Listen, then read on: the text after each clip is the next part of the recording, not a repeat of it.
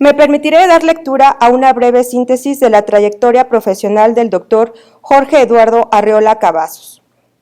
Es licenciado en Economía, egresado del Instituto Tecnológico Autónomo de México y con estudios de doctorado en Economía en la Universidad de Illinois en los Estados Unidos. Laboró durante casi 20 años como economista del sector público, ocupando diversos cargos entre los que destacan director del sector externo y economía internacional, director del sector financiero y director coordinador de Política Económica y Social en la Dirección General de Política Económica y Social de la Secretaría de Programación y Presupuesto. Director General de Análisis Económico y jefe de la Unidad de Análisis Económico y Social de la Secretaría de Desarrollo Social. Director de Análisis Financiero y Evaluación Institucional de Banobras. Y comisionado fundador de la Comisión Federal de Telecomunicaciones, a cargo del Área General de Planeación y Análisis Económico. En el sector privado se ha desempeñado como director de regulación de Telefónica México, Movistar y como consultor independiente en economía, regulación y competencia. Actualmente está de regreso en el sector público como director general de competitividad y competencia en la Secretaría de Economía. Bienvenido. Le cedo la palabra al doctor Jorge Eduardo Arreola Cavazos. Bien, muchas gracias. Muy buenos días. Primero que nada, les traigo un saludo por parte de la secretaria de Economía, la maestra Tatiana Cloutier, quien tenía muchos deseos de venir a participar de este 60 aniversario de la Escuela de Negocios, pero por tema de agenda finalmente me pidió que viniera en su lugar y pues caray, no deja de darme gusto porque me da la oportunidad de regresar a mi escuela. Yo soy lasallista también, hice la prepa aquí.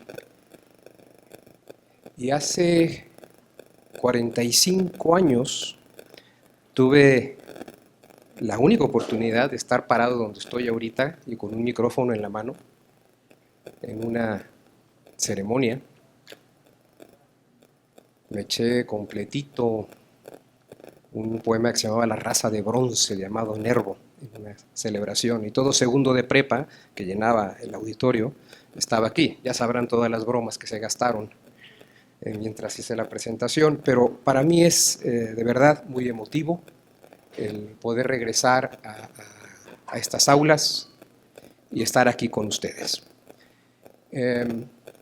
La presentación que les voy a hacer pues fue elaborada un poquito con mucha rapidez, porque lo que tenía claro era de qué les quería platicar y qué era el mensaje, pero traer un poquito de material de apoyo para centrar su atención y que puedan visualizar algunos de los temas que les quiero explicar, pues tomó un poquito de esfuerzo durante todo el día de ayer, les digo que me enteré un poco tarde, y todavía esta mañana pedí que me corrigieran algunas cosas, incluso les dije, a ver, mira, este cuadro, cut y paste, ¿no? Hazme un cuadro ahí. Casi vamos a descubrir la presentación juntos.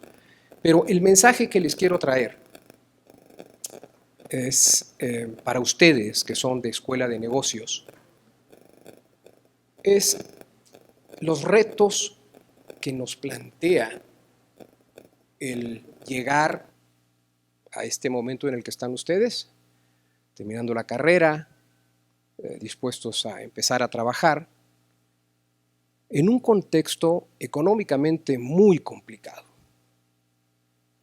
Y México no siempre fue así, pero honestamente el México que yo recuerdo ha estado lleno de crisis, ¿no? El mundo en el que vivieron mis papás, pues caminó muy bien, aparentemente, durante muchos años. Y justo cuando estaba yo aquí en el segundo de preparatoria, todo se descompuso. Tuvimos la primera crisis económica. Dejamos de crecer, empezaron los problemas. Posteriormente tuvimos otro problema, en el 82, otra devaluación fuerte. De ahí tuvimos un periodo muy difícil en la economía y desde luego en la evolución de los negocios, que es lo que nos importa. Y ya cuando pues, parecía que las cosas se recuperaban, tuvimos un año muy duro en el 94, ¿no? Y de ahí para acá hubo mucha estabilidad y presumíamos de muchas cosas. Sin embargo, entre la pandemia y muchas de las cosas que se dejaron de hacer desde los 90s para acá, pues quiero decirles que a ustedes les va a tocar un periodo de enormes retos, ¿no? Cuando empecé a trabajar tenía la idea de que a mis hijos ya les iba a tocar un panorama más suavecito, ¿no? Un camino más suave, pero no, la vida no es así, ¿no? Como dice una canción de José María Cano, siempre cuando nacemos traemos un reloj en la muñeca, en zapatos los pies y un camino altibajo que vamos a recorrer. Y bueno, eso va a ser, bien, se nos vienen años de grandes retos, pero también de grandes oportunidades. Entonces, sin más, si les damos inicio a la presentación, muy rápidamente les voy a platicar, les voy a mostrar en números esta historia que les cuento de cómo ha cambiado nuestro contexto. Si me ponen la siguiente, por favor. Aquí. Esta fue la época dorada, se conoce como desarrollo estabilizador. Muchos autores lo colocan de 1954 a 1970, otros de 1958 a 1970, porque en 1958 tuvimos a un secretario de Hacienda que se quedó durante 2 sexenios seguidos e hizo las cosas muy bien. Pero es básicamente un periodo del 54 al 70 en donde la economía mexicana viene creciendo al 6.7%. Es una tasa bastante elevada. Es un periodo en el que se da la industrialización de México. Veníamos de la posguerra, los Estados Unidos venían bollantes, empezando a crecer, requerían socios en México. Iniciamos un proceso de industrialización acelerado, y la industrialización hace una cosa, que se vayan moviendo los recursos de la economía de sectores en los que son poco productivos hacia sectores que son más productivos. Y si cada persona puede ser más productiva, el país produce más. Y ahí tienen ese periodo de crecimiento de 6.7%. La inflación bastante estable. Veníamos de una etapa complicada, pero al inicio del desarrollo estabilizador, la inflación empieza a rondar por ahí del 4%, a veces más, a veces menos, pero es un periodo con una inflación moderada, estable, gran crecimiento. Si se alcanzan a distinguir cómo andaba la parte fiscal, a veces había déficit, a veces había superávit, pero siempre en un rango muy pequeño de diferenciación. Por lo general, el gobierno mantenía déficits fiscales balanceados. ¿Y cómo andaba nuestro balance con el exterior? La balanza en cuenta corriente. Dejen un poquito para entender qué es el balance en cuenta corriente. El balance en cuenta corriente es, por un lado, como se mide, siempre que lo van a ver, te va a pedir un trabajo, la de la balanza de pagos. De un lado van a tener las transacciones corrientes y del otro lado las transacciones de capital. Las transacciones corrientes son la venta de bienes, productos, mercancías al exterior y las importaciones de productos que hacemos desde el exterior. Y ahí tenemos el primer balance que le llamamos comercial. Luego hay también servicios. Entran turistas a consumir servicios de turismo en México, ese es un ingreso. Salen turistas mexicanos al exterior, esa es una salida. Pagamos por el uso de recursos de producción que no son nuestros, ¿no? Hay inversiones en México de extranjeros y hay que pagar por el uso de esos recursos, entonces se hacen transferencias a quienes tienen esos productos aquí, una salida. Oye, pero nuestros paisanos mandan dinero y no es deuda, simplemente lo mandan, es una transferencia corriente. Ah, pues eso es un ingreso. Entonces ahí tengo la balanza de servicios. La suma de esas dos es la balanza en cuenta corriente. Y del otro lado, cuando la balanza cuenta corriente tiene un déficit, pues por el otro lado tenemos algo con que pagarla, la balanza de capital. Oye, pero pues para pagar esa diferencia me endeudé. O el otro rubro que hay ahí, me comí mis activos, me comí las reservas del Banco de México. ¿Sí? Al final, la balanza en cuenta corriente que tiene que ver con estas transacciones con el exterior, en realidad depende de cuánto gasta la economía en su conjunto respecto de su ingreso. Cuando se gasta más de lo que se tiene de ingreso, seas una persona, una familia, una empresa o un país, la única forma en que lo puedes hacer es porque te endeudaste para gastar más de lo que tienes de ingreso o porque te comiste tus guardaditos, te comiste tus reservas. En este caso, las reservas internacionales del Banco de México. Pero de alguna manera hay que financiar cuando el gasto del país es superior al ingreso. Entonces, ojo, sé que es un concepto muy económico y que la audiencia es principalmente de gente de negocios, no economista, pero siempre que piensen, que oigan y que la gente se preocupa por la balanza en cuenta corriente, es porque se está gastando más de lo que se tiene de ingreso. ¿Sí? Nunca se crean la promesa de un político que dice vamos a llegar a gastar y vamos a tener y vamos a mejorar la cuenta corriente. No, no, tiene que crecer mucho el ingreso para que puedas gastar más y la cuenta corriente no se te deteriore. Y la cuidamos porque ese es lo que nos mide nuestro balance respecto a las transacciones con el exterior. Aquí tienen la balanza en cuenta corriente como porcentaje del PIB, y si ven, había algunos superávits y luego hay unos déficits, pero que son moderados, 1.5, 1.4, 1.8. Y sí dice, bueno, ¿eso significa que el país está gastando más de lo que tiene? Sí, pero si está entrando inversión extranjera, eso me permite gastar más en inversión. Y mientras me esté endeudando para financiar inversiones o para pagar por inversiones, la cosa no es problema. La cosa no es tanto problema. El problema es cuando nos estamos endeudando para hacer gasto corriente. Y eso ocurre, nuevamente, y lo saben todos que son de negocios, en cualquier tipo de unidad económica. Persona, país, empresa. Mucho de lo que ocurría durante esta etapa de desarrollo estabilizador es que el gobierno gastaba conforme tenía ingresos, la inflación era reducida y estable, el crecimiento se sostuvo porque se mantenían altos niveles de inversión, parte de esa inversión venía del extranjero y ayudaba a financiar ese déficit en cuenta corriente. Tener un déficit en cuenta corriente relativamente reducido cuando está aumentando la inversión es bueno, y no solo es bueno, es necesario para que el país crezca. Bien, la siguiente, por favor. Sí, la siguiente, por favor.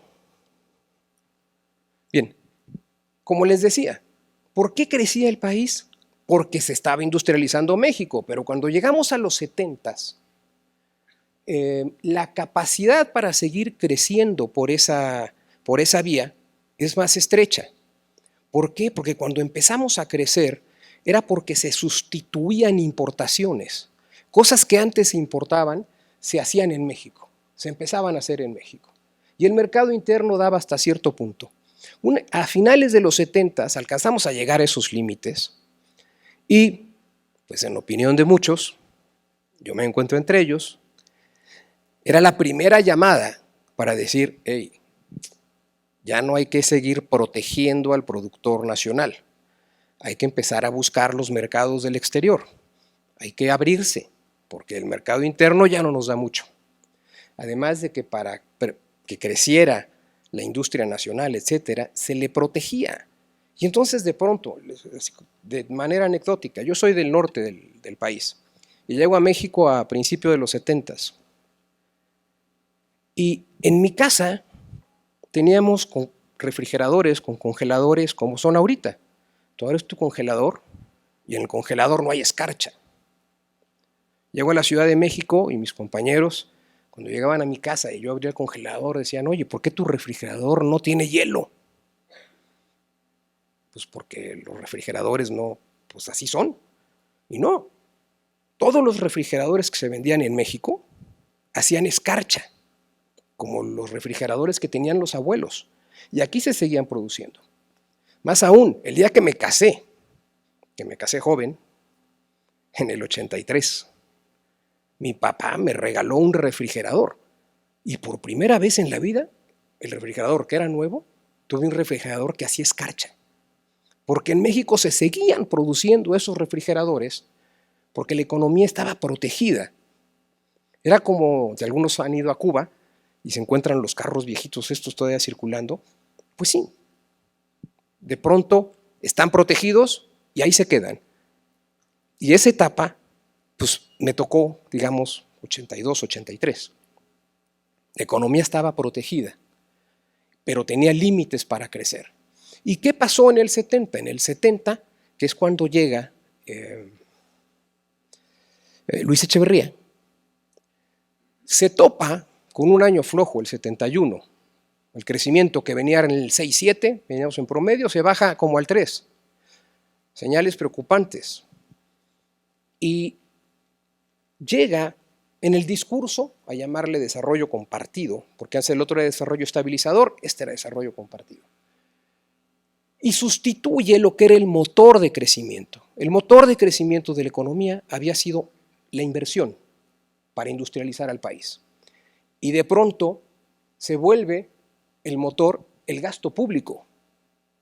Y vean lo que le pasa al déficit como proporción del Producto Interno Bruto. Tenemos déficits consecutivos y crecientes que van desde el 2.3% hasta el 5.5%. El gobierno empieza a consumir más y más y más y a gastar más. ¿Qué le pasa al saldo en la cuenta corriente del PIB? Llega a ser 5% del PIB. Para poder sostener eso, hay que estar recibiendo del exterior deuda en transferencias, etcétera, que permitan aguantar esa situación. De otra manera es insostenible. Insostenible. Cuando la gente se empieza a dar cuenta, los inversionistas, que esto está ocurriendo, pues empiezan a retirar sus ahorros de México, dejan de invertir en México, buscan refugiarse en monedas más seguras y pasa lo inevitable. En 1976, agosto, yo estaba aquí, 31 de agosto, se anuncia la primera devaluación en México. No tengo una gráfica aquí de tipo de cambio porque sería así plana. Desde los 50 el tipo de cambio era 12 pesos con 50 centavos, pesos de los viejos, que valían como 1,000 pesos por cada peso, ¿no? Les quitamos 3 ceros al peso en un momento. 12.50 y se va a más de 20 pesos en un día. ¿Qué pasó con la inflación? Desde que se empezó a gastar y se empezaron a dar esos déficits, pues el gobierno le mete lana, el Banco de México le mete lana, le mete impresión de dinero, pues es el caso típico del libro de texto en donde la inflación, que aquí estaba al 5%, se dispara a niveles arriba del 20% y en el momento en que hay la devaluación se va a niveles arriba del 30%. Y ese es el final del sexenio. Digamos que antes de irse, pues, devaluación, un típico episodio en donde tenemos un golpe muy duro para el poder de compra de las personas, particularmente de los más pobres. ¿Por qué la inflación le pega a los más pobres con más fuerza? Porque las personas que ganan de 3 salarios mínimos para abajo le dedican 55%, más del 50%, pues, de sus ingresos a alimentos. Es un gasto que no puede disminuir. Las personas del decil más alto pues, le dedican menos del 30. Entonces, pueden ajustar sus ingresos. Por otro lado, quien tiene ahorros, pues los puede proteger, buscando una moneda más segura, buscando algún instrumento financiero que le dé un rendimiento que lo proteja de la inflación. Pero cuando uno no tiene dónde poner su dinero, pues ese dinero vale cada vez menos. La inflación nos quita poder de compra, le quita valor al dinero. Y ahí empezamos a vivir ese tipo de problemas. Si pasamos a la siguiente, por favor. En esta, pues es cuando llega José López Portillo. Desde el 74, por ahí se estaba desarrollando ya mucho la industria del petróleo. Y alrededor del 77 empezamos a exportarlo. Pero además viene el embargo petrolero de la OPEP. El precio del petróleo se dispara y la visión que tuvo en ese momento el gobierno mexicano es, oye, ¿por qué voy a andarme restringiendo si tengo la expectativa de recibir altísimos ingresos hacia el futuro? Y entonces se inicia un periodo en el cual se hace una apuesta durísima por el petróleo. Y vamos a gastar, y vamos a crecer, y vamos a nacionalizar empresas, y vamos a hacer cantidad de cosas. Y vamos a inyectarle vigor a la economía con el gasto público. Y no hay problema, porque tengo la expectativa en el futuro de que me van a caer ingresos muy altos. Este ya es un endeudamiento que uno podría llegar a pensar, mira, pues tiene sentido. Pero en el 81, los precios del petróleo se cayeron por primera vez. ¿Qué se hizo en México? No, pues corrieron al director de Pemex. Oye, bajó el precio del petróleo, pues vas para afuera, no podías bajarlo. Lo volvimos a subir y perdimos los contratos. Dijo, era una época distinta. Se creía que el petróleo nos daba seguridad porque íbamos a seguir creciendo, porque el mundo estaba sediento de petróleo después del embargo y que no necesitábamos abrir la economía como aparentemente se necesitaba, porque pues, podríamos venderle productos a otros países dándoles a cambio contratos de largo plazo de petróleo. Pero bueno, el hecho fue, nos endeudamos, en 81 nos endeudamos todavía más y al arranque del 82 ya nadie nos quería prestar. Imposible sostener la máquina. Y ahí vino otro golpe, ¿no? Ahí viene la famosa frase de voy a defender mi peso como perro, pero a principios del 82 no había manera. Se habían agotado las reservas del Banco de México y ya no había forma de seguir manteniendo el tipo de cambio. Y otra vez, un golpe fuerte, con la cosa de que ahora quedábamos sumamente endeudados. ¿Y qué sostenía, les decía hace un momento, la dinámica? El gasto en inversión es necesario para crecer. Pues no había dinero para invertir. Nos vamos, digo, esta es una época, aquí lo ven, la inflación se va casi al 100% en el 82. El crecimiento que venía elevado, pero a base de inyectarle gasto público, se va hacia abajo. El balance fiscal, hay otra definición de déficit que luego les muestro, pero pues vean cómo crece dice ahí 13% del PIB, en realidad bien medido era más, era 17 casi.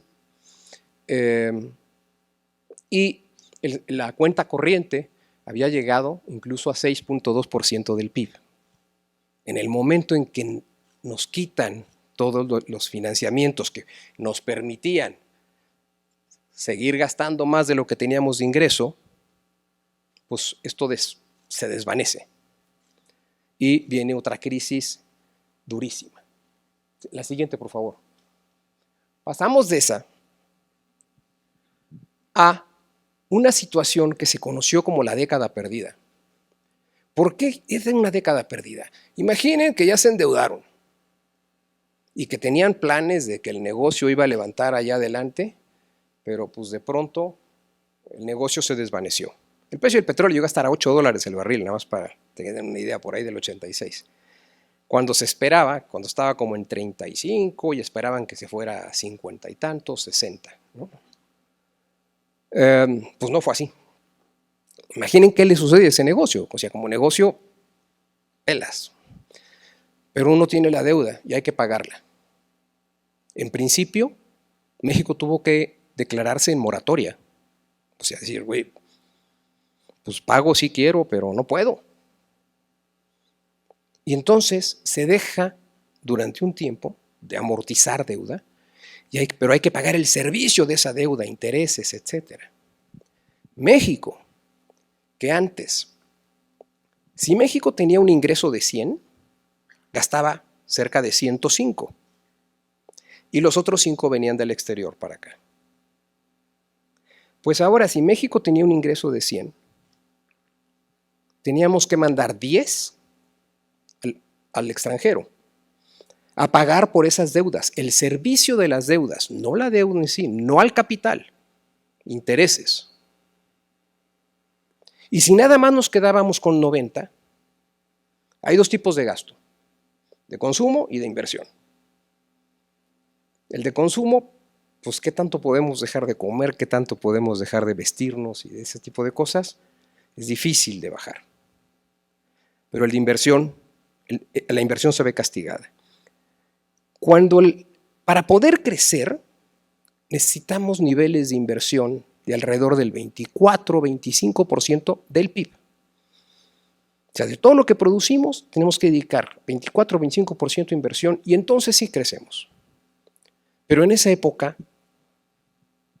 si ya mandamos 10 de lo que teníamos para afuera y necesito comerme pues un poquito arriba del 80 porque se me hizo muy chico lo que me quedaba, pues no queda para invertir y no se puede crecer. Entonces, ¿qué le impide a México crecer durante todo ese periodo que en Latinoamérica se llamó la década perdida, cuando fueron las crisis de deuda externa en Latinoamérica? Las transferencias de recursos al exterior. En esa situación,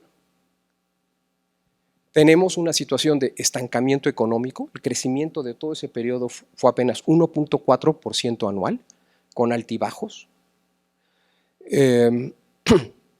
La inflación se destapa a niveles superiores al 100% en 86 y 87, llegó a ser 159%. O sea que es una inflación de 159%, a ustedes no les ha tocado todavía vivirla, pero significa que si tienes 100 pesos, al año siguiente con esos mismos billetes, con esos mismos 100 pesos, puedes comprar el 40% de lo que tenías, de lo que podías comprar el año anterior. Y empieza lo que llaman la carrera salarios contra precios, había incrementos salariales, conflictos laborales, etcétera. Cuando se incrementaba el salario también se soltaba la inflación, etcétera. Una situación en donde no se puede contener el gasto al nivel de ingreso porque estamos dando el 10% de todo lo que generamos y de todo lo que conseguimos, se lo estamos dando al exterior para pagar el servicio de la deuda externa. En esa época el presidente fue Miguel de la Madrid. Muchos lo recuerdan como un presidente gris. Lo cierto es que pues le tocó un periodo muy difícil y no era precisamente un político, era un economista y los economistas pues son muy raros los que son simpáticos, los demás somos muy aburridos. Y este cuate se la rifó aquí, entre 86 y 87. ¿Qué fue lo que hizo? Para allanarle el camino a su sucesor, se comió el sapo completo. Él inició un programa de estabilización muy severo hacia finales del 86 para lograr esta bajada de inflación, asumiendo los costos políticos, y eso permitió que cuando llegara el nuevo, este país tuviera más posibilidades. México tenía que llegar con una cara en donde puedas decir, oye, ya puse mi casa en orden, ya no soy el de antes. Pues este señor por ahí puso la casa en orden y acá, en diciembre del 89, sí, luego me fallan las cuentas, no, diciembre del 88, acá, es que llega Carlos Salinas, ¿no? Cuando gran parte del ajuste que se necesitaba estaba hecho. Y básicamente lo que hace Salinas es poner todos los huevos en una sola canasta. Y la canasta se llamó, vamos a renegociar la deuda externa. Vamos a dejar de pagarle al exterior el 10%, pero no de forma unilateral, no de forma porque no te voy a pagar. Te voy a negociar, me vas a tener que poner esto a un nivel en donde se pueda crecer y cuando crezca te voy a pagar lo que deba y pueda pagarte.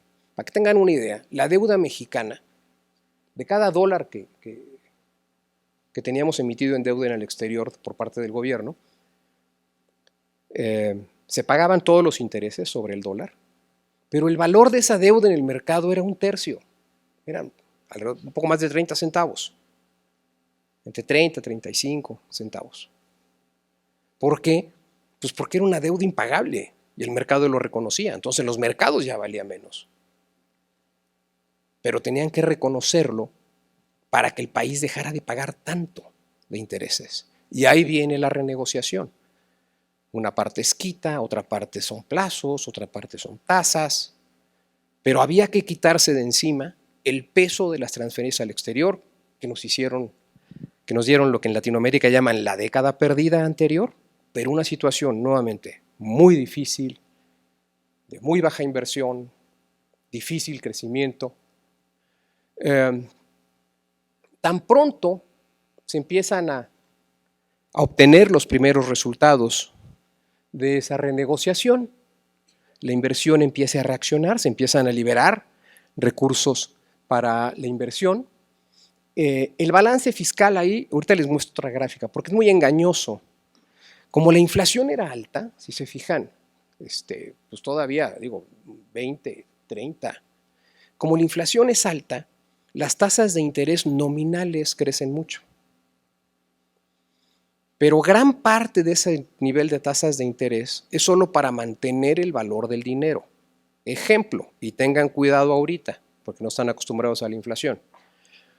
La inflación anda alrededor del 7,5%.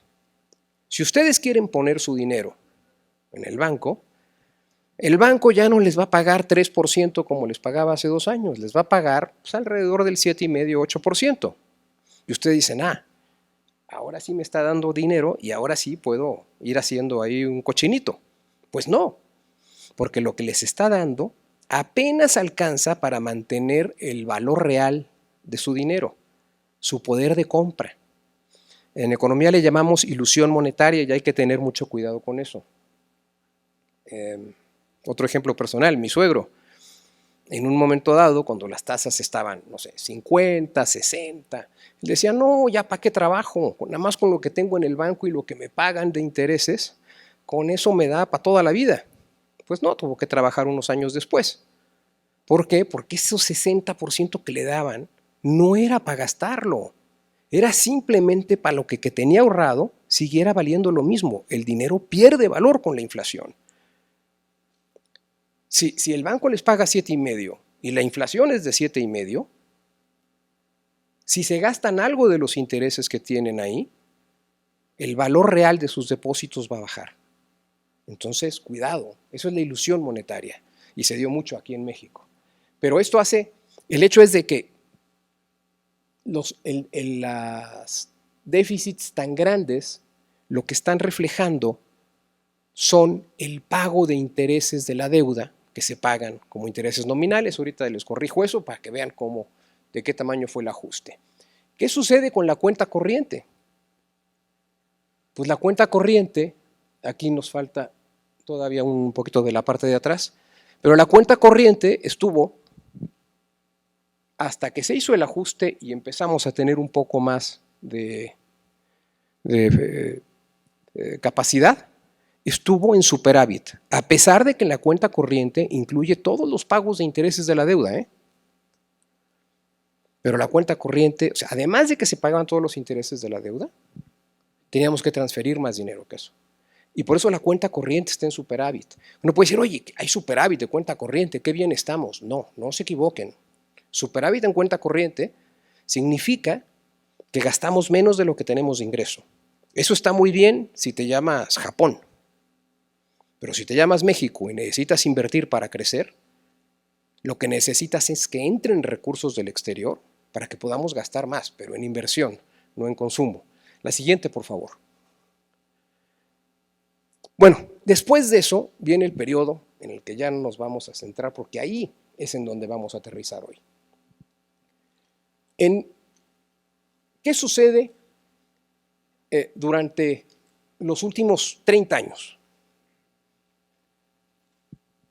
Arriba tienen el crecimiento anual del PIB, 2.1%, bastante malito. Nos hablan maravillas de todo lo que se hizo en esa época. Y no necesariamente, más, ni de cerca tal vez. Inflación anual. Hay un golpe aquí, la inflación baja, empieza a bajar hasta finales del 94. Luego viene ahí un periodo en el que, si se fijan, teníamos un saldo en cuenta corriente altísimo y decían, ¿ese saldo en cuenta corriente es sostenible o no es sostenible? A mí me parece que era inadecuado llegar a esos niveles de déficit de la cuenta corriente porque necesitas una carretada de dinero para financiarlos. Pero en esa época no solo habíamos ya resuelto el problema del monto de la deuda con la renegociación, sino que entramos al Tratado de Libre Comercio y literalmente caían dólares del cielo. Entraban capitales a lo bárbaro. La negociación de la deuda se da aquí, la renegociación de la deuda. Y entonces parece que es sostenible. Oye, si todo esto entra y es para inversión y es por el Tratado de Libre Comercio, pues va a seguir. Pero justo los últimos días de diciembre del 93, tenemos lo que no habíamos tenido en México, un levantamiento armado en Chiapas. Y luego, arrancando el siguiente año, el 23 de marzo del 94, asesinan al candidato del PRI, a Colosio, que pues, se perfilaba para ser el presidente. Y en ese momento, cuando en México empiezan a pasar cosas que antes no pasaban y cada vez más graves, se detiene de golpe el flujo de inversiones y se pone en duda que México pueda crecer o pueda seguir creciendo. ¿Qué sucede? Pues no se puede mantener ese déficit. Se cae el poder de compra, se dispara otra vez el tipo de cambio y la inflación. No porque tuviéramos la casa desordenada, sino porque no teníamos credibilidad. Nadie confiaba en el peso. Esa crisis se resolvió el día que Clinton, junto con el Fondo Monetario Internacional, dijeron, a ver, aquí tengo 50,000 millones de dólares disponibles para apoyar a México y el fondo tiene otros 20,000 disponibles para apoyar a México. En ese momento dijeron, pues si tiene todo ese respaldo, México es un país seguro. Y los capitales regresaron. ¿Cuánto se utilizó de sus recursos? 0. Bastaba con tener el respaldo que no teníamos, porque no teníamos reservas, pero teníamos eso ahí disponible. Nunca se utilizó. Es más, fue un gran negocio. Se criticó mucho a Clinton al inicio porque decía, oye, está poniendo el dinero de nuestra reserva en un país. Bueno, pues le sacó comisiones, rico, porque nomás lo puso ahí, cobró comisiones y nunca se usó. Porque el problema no era que la casa estuviera desordenada, era que no teníamos reservas para respaldar la moneda. Esta crisis se acabó tan pronto Clinton sacó esa posición. Empezamos, la inflación a partir de ahí se modera. Vean cómo regresamos a inflaciones muy estables, similares a las del desarrollo estabilizador. El Banco de México se hace una institución autónoma que tiene como objetivo la estabilidad de precios, no el crecimiento, porque no se trata de imprimir dinero para crecer. El dinero es un medio de cambio y hay que cuidar que siempre esté en equilibrio con lo que se está demandando para mantener la economía estable. Y ese es el pedazo que vemos acá, largo, de estabilidad de precios. Ahorita han sonado todas las alarmas porque se nos disparó la inflación a 7.36% en 2021, porque ya sabíamos de dónde venimos, pero se nos dispara en buena medida porque están aumentando el costo de muchos insumos internacionales y presionando los precios domésticos, ¿no? No necesariamente cosas importadas, pero si el precio del maíz se dispara 50% en el exterior, pues el precio del maíz mexicano también se dispara 50%, aunque se consuma aquí. Y eso ha traído muchas de esas presiones externas. El Banco de México ha reaccionado bien, ha restringido la oferta monetaria, ha aumentado la tasa de interés. Es un episodio que esperemos, si la economía mundial se ordena, como parece que va a ocurrir, no deberá pasar a mayores, pero que en ningún momento podemos descuidar, porque el choque puede ser externo. Pero si el Banco de México no reacciona, volvemos a caer en lo mismo. Si el Banco de México no reacciona, perdemos credibilidad. Y al perder credibilidad, tenemos el problema similar al del 95. El balance fiscal, razonablemente bien, entre 2.8, 2.9, 3, no pasa del 3% del PIB el nivel del déficit fiscal, y los saldos de la cuenta corriente siempre debajo de 3, muy razonables. Entonces, nos ponemos de pronto a creer en México que estamos haciendo las cosas muy bien. Oye, fiscalmente somos muy disciplinados, ahí está.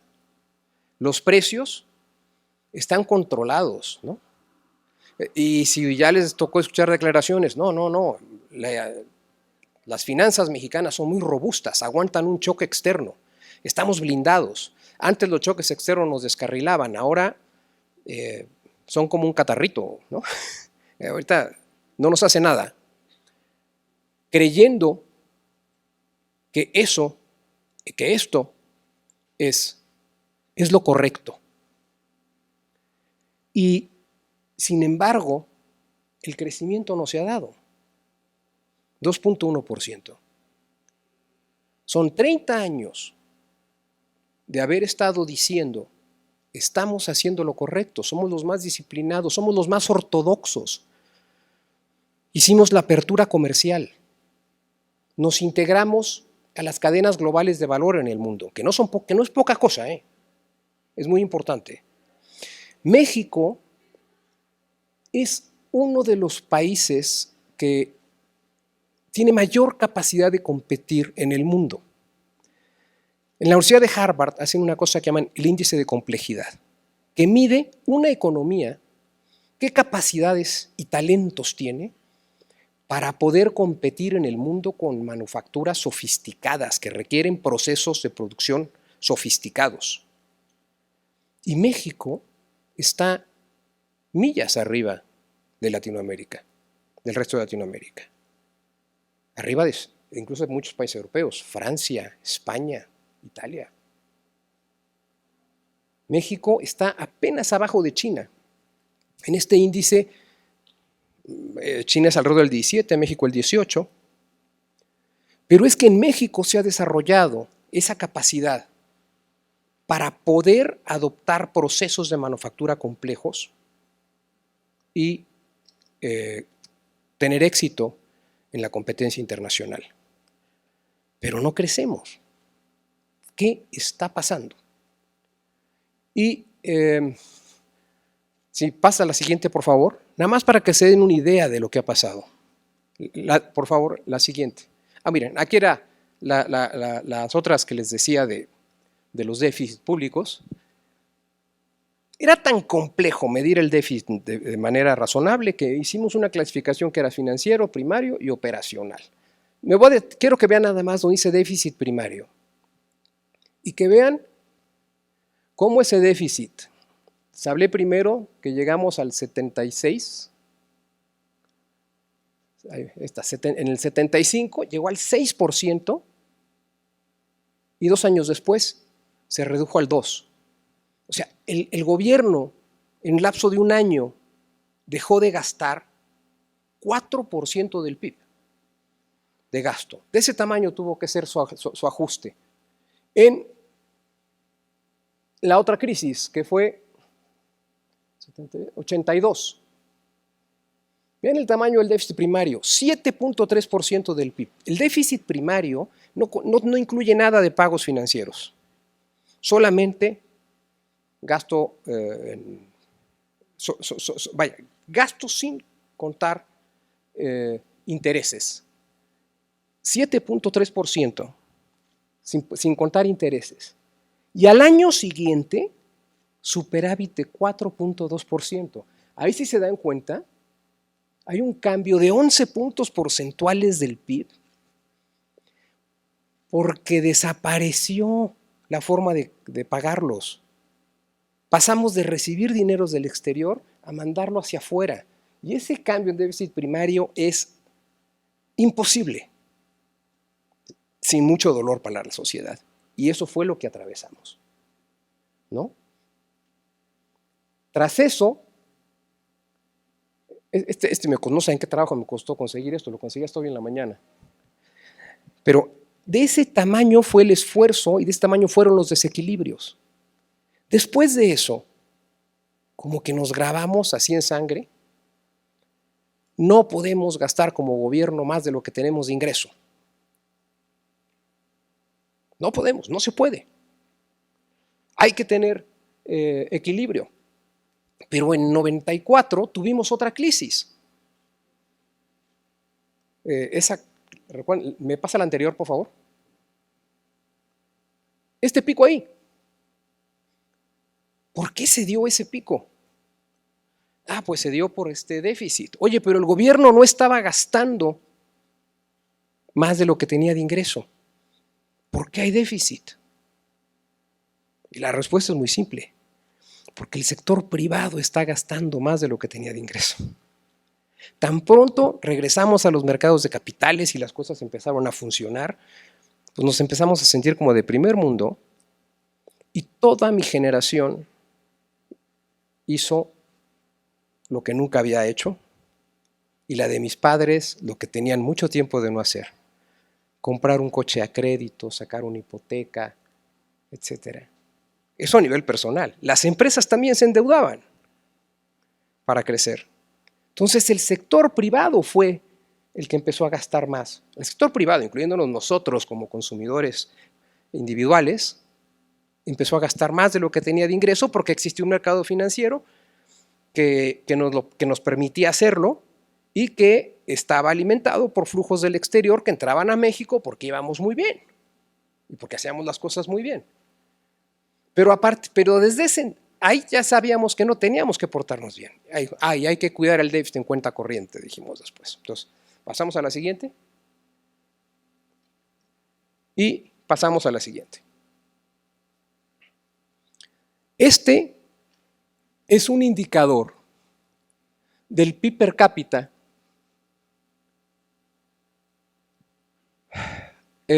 comparado con el PIB per cápita de Estados Unidos.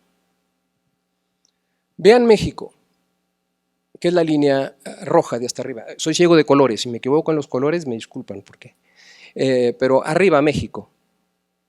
Cuando hace 30 años el PIB per cápita de México era 30% del PIB per cápita de Estados Unidos.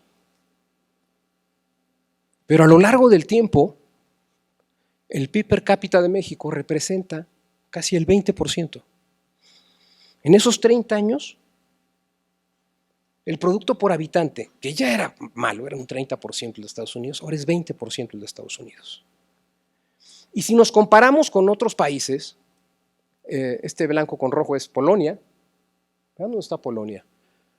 Ellos tenían el 30% y ahora andan arriba del 60% del PIB de Estados Unidos. Chile estaba en el suelo. Y véanlo ahora.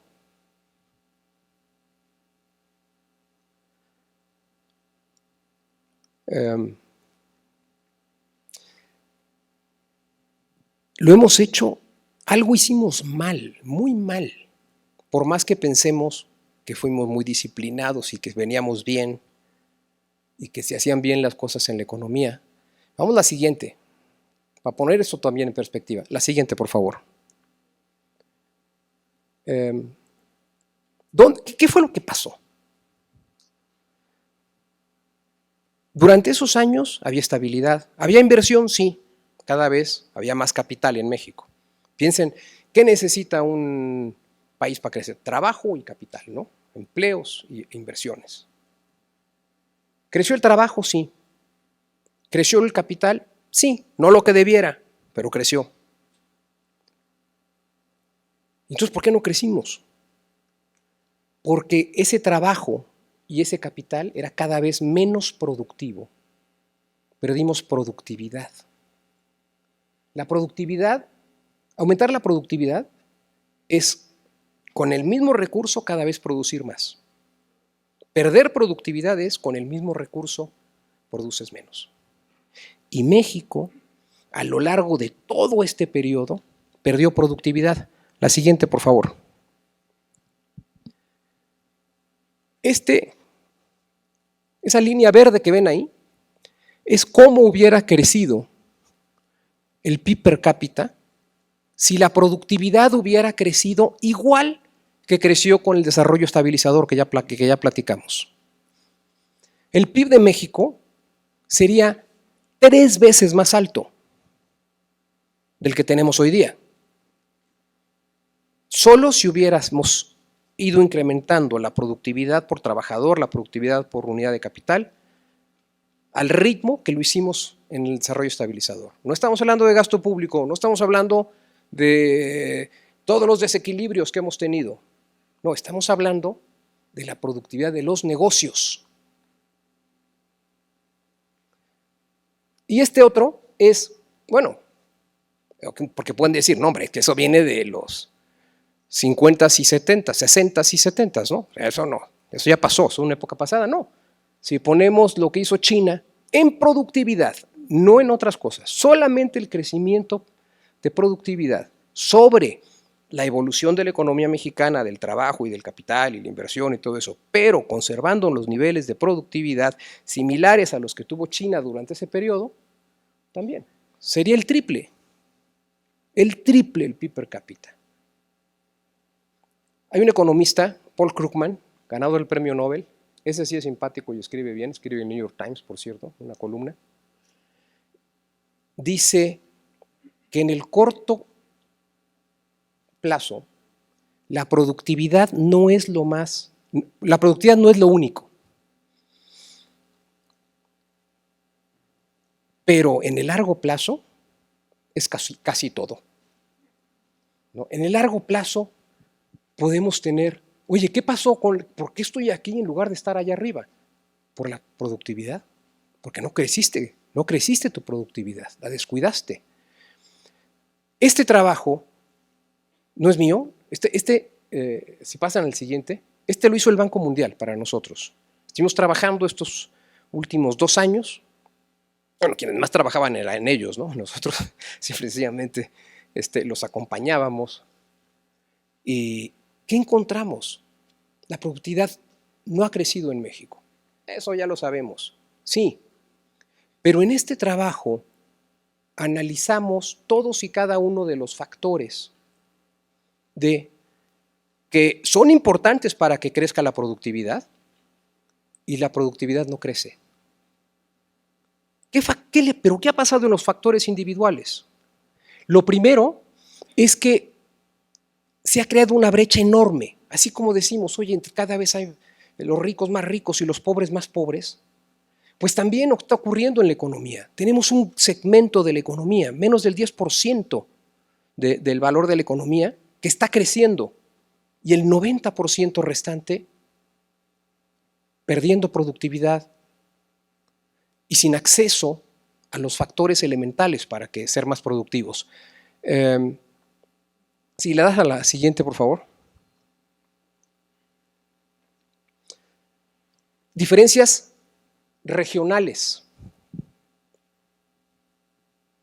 Mientras que estados, Querétaro, Nuevo León, la Ciudad de México, bueno, Campeche ahí lo que refleja es el tema de petróleo, ¿no? Mientras que estos estados que están más vinculados a las cadenas globales de valor crecen, el resto no crece. El siguiente. Vean el mapa. Nuevo León, Querétaro, son los estados que tienen un mayor porcentaje de establecimiento que participa en cadenas globales de valor. Y son los que tienen mayor crecimiento de la productividad. Adelante. En este caso, estamos viendo la evolución de la productividad del decil más alto de las empresas en azul y la evolución de la productividad del 90% restante de las empresas. Claramente, uno es para ser optimista, ha crecido arriba del 40%, mientras que el otro, el restante, ha caído 10% durante los últimos 14 años. Siguiente. El siguiente, por favor. Participación de la mujer. En México cada vez hablamos más de que si las mujeres que trabajan, etcétera, ¿verdad? Pero pues hay que apoyarlas y darles mayores facilidades para trabajar y mejor trato. Vean la diferencia que hay en México entre la línea de arriba es la participación de la población total en la fuerza laboral. Lo que nos dice es que del total de la población hemos pasado del 60%, la participación de la gente que está en la fuerza laboral, a 75% prácticamente. Pero vean la diferencia que hay en la participación de la mujer y cómo nos comparamos con el resto de Latinoamérica. Olvídense de compararnos con la OCDE y con Europa, con la misma Latinoamérica. La participación de la mujer es del 45% de la fuerza de trabajo respecto de 60%, y esa brecha es una de las más grandes que hay en Latinoamérica. O sea, somos el país que peor lo estamos haciendo. Si las mujeres tuvieran en México la misma participación de la fuerza laboral que tienen los hombres, el PIB por habitante de México sería 25% más alto.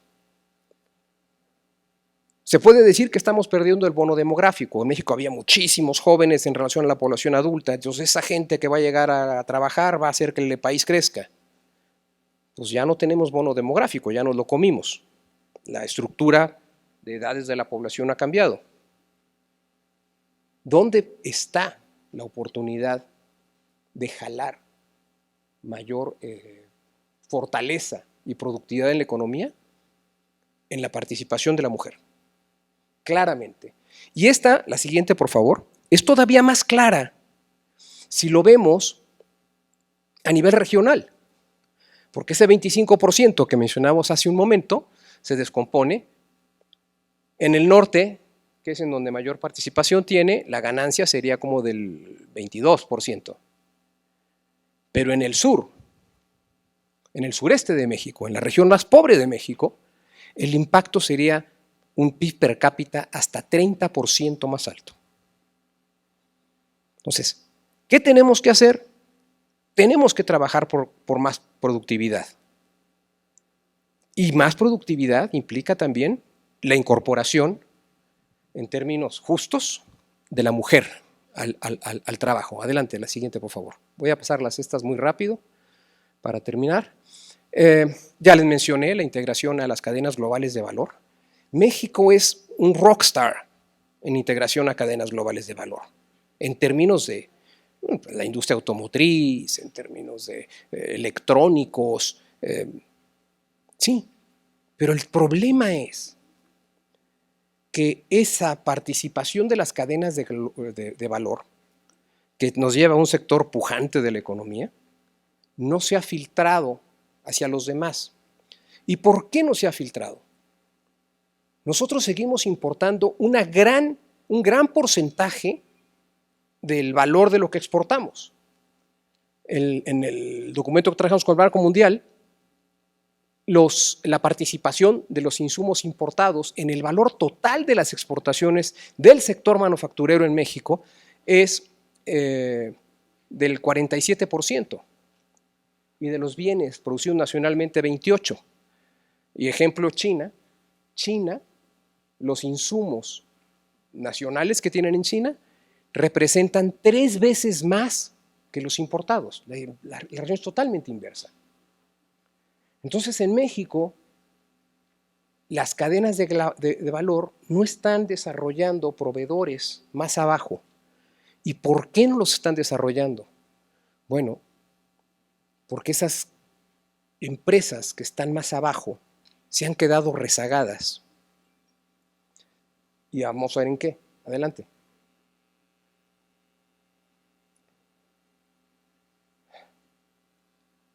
Uno, capital humano.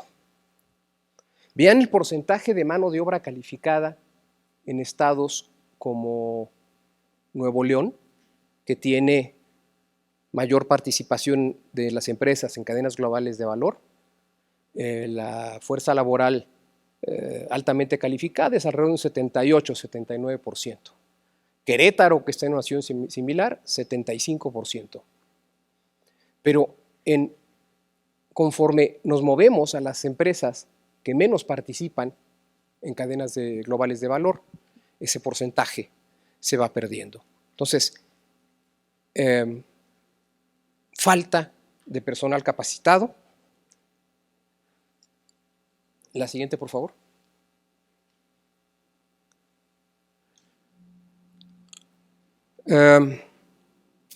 Gestión empresarial, para todos ustedes que son de las escuelas de negocios. Hay un indicador, el World Management Survey, que califica la gestión empresarial en distintos negocios, pero que se concentra en los grandes negocios, en lo que ven los transnacionales, ¿no? O sea, en este indicador pues están sobre representadas las empresas más grandes de México, y ahí andamos, ¿no? Competitivos. Pero el problema está cuando nos movemos al resto de la economía. Siguiente, por favor.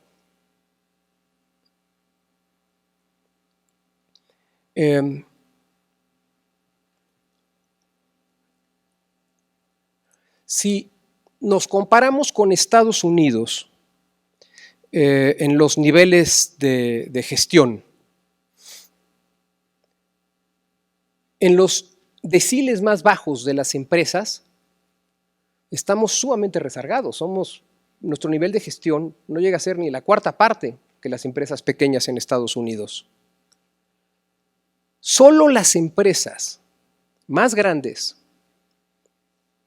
a partir de donde empieza el 10% de las empresas más grandes, tienen un nivel similar al promedio de gestión que existe en las empresas de Estados Unidos. El problema no son las empresas grandes. El problema es que nos hemos olvidado de las empresas que están más abajo. Siguiente, por favor. Esta grábensela, para que no sean víctimas de ella y para que sepan con qué vamos a tener que lidiar. Este es una evaluación de esa misma gestión empresarial en el eje horizontal, pero en el eje vertical está la puntuación propia, cómo se califican en cada país. Vean cómo se califican los empresarios mexicanos. Esa es la calificación, la autoevaluación que se dan. ¿Cuándo? Es el más alto, cuando claramente estamos por debajo de Alemania, de Francia, Canadá, Suecia, Japón, los Estados Unidos. El problema, ahora sí que como dicen, no es solo que no sabes, es no saber que no sabes. Y es importantísimo mejorar la gestión empresarial de las empresas en México. Ya dijimos, en las más grandes no está tanto el problema, pero en las más pequeñas, que carecen de los más elementales sistemas de gestión, el problema todavía es mayor. Y por eso no se pueden encadenar. Mientras no atendamos eso, los beneficios de las cadenas globales de valor no pueden alcanzar a este tipo de empresas. Para adelante, por favor. Acceso al crédito. El total de las microempresas, menos del 15% de ellas tienen acceso a tipos de financiamiento y normalmente en condiciones mucho más desfavorables. Siguiente.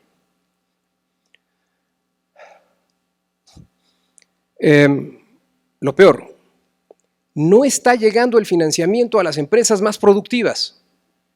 La banca mexicana no le presta a las empresas que tienen proyectos que está por verse cómo salen. Te prestan, la principal razón por la que te presta un banco en México es porque te conocen. Esa es la principal.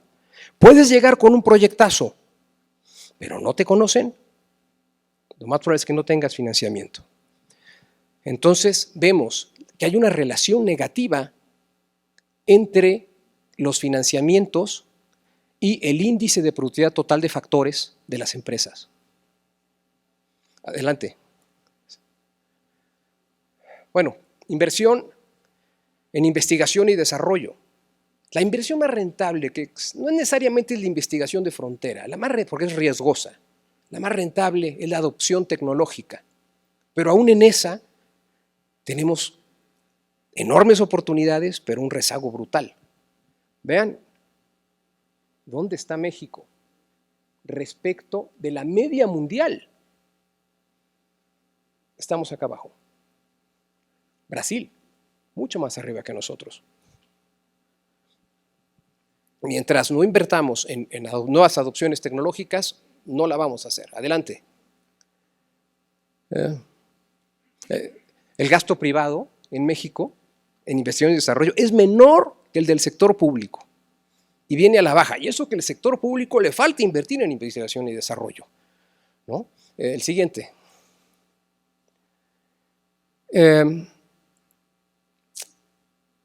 Y aquí termino, yo creo, con esta última. ¿Qué tenemos que hacer? Si se han fijado, no he utilizado calificativos, ¿no? No es ninguno. Pero lo que veníamos haciendo no estaba bien. Hay un libro de Santiago Levy que decía, se llama Esfuerzos no recompensados. Y decía, ¿por qué? ¿Por qué en estos últimos 20 años, decía él? Lo hemos hecho todo tan bien y no crecemos. Y llega la misma respuesta, pues es la productividad, ¿no? Pero, y él dice una comparación. ¿Cuál es el país que menos creció su PIB per cápita en los últimos, él los mide 20 años atrás de 2017? ¿Verdad? Pues Nicaragua, pero bueno, y después México. Si no es por el caso trágico que todos conocen de Venezuela, perdón, no Nicaragua, Venezuela, disculpen. Si no fuera por el caso trágico de Venezuela, México sería el país con peor crecimiento per cápita de toda Latinoamérica. ¿Y cómo es eso compatible con que todo lo hemos hecho bien? No lo hemos hecho bien. Hemos cuidado las finanzas públicas, hemos cuidado la apertura comercial, nos integramos a cadenas globales de valor. Es verdad, se crearon instituciones autónomas como el Banco de México, la Comisión de Competencia, incluso en términos democráticos, aunque estén cuestionados lo del Instituto Nacional Electoral, se crearon instituciones, se hicieron muchas cosas, pero nos olvidamos del 90% de este país, tanto en términos regionales, como de tipo de empresa, como de niveles de ingreso. Entonces, más allá de sus tendencias ideológicas y de lo que le quieran mover, no íbamos por el camino correcto. Y es un camino que yo he visto y en el que he vivido mucho tiempo. No estábamos haciendo como país y como gobierno lo que deberíamos de hacer. ¿Y en qué nos debemos de concentrar? Nos tenemos que concentrar en atender a los que se han quedado atrás. Y hombre, y será la misma historia de siempre. El asunto es ubicarlos y atenderlos bien. Financiamiento, capacitación, inclusión de la mujer,